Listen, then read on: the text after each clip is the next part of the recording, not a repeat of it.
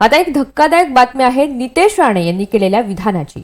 मुस्लिम कुटुंबामध्ये जर 2 पेक्षा जास्त मुलं असतील तर त्यांना लाडकी बहीण योजनेमधून वगळा, असं विधान भाजपचे आमदार नितेश राणे यांनी केलंय।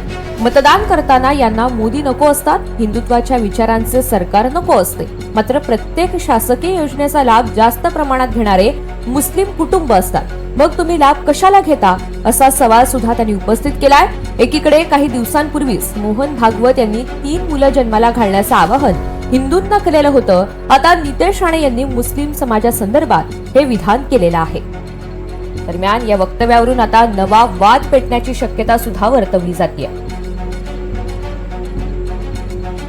2 अपत्यापेक्षा जास्त असेल, कारण का एका बाजूला मतदान करत असताना मोदीजी नको, हिंदुत्वादी विचाराचं सरकार, महायुती सरकार नको, पण अन्य वेळी आमच्या प्रत्येक शासकीय योजनेचा लाभ घेणारे मुसलमान समाजाचे कुटुंबे असतात।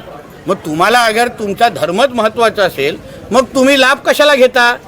आणि मुख्यमंत्री लाडली बहीण योजनेमध्ये जे लाभार्थीची यादी आहे त्याच्यात बघितलं, त्याच्यामध्ये जास्त लाभार्थी हे त्याच संख्येचे दिसत आहेत।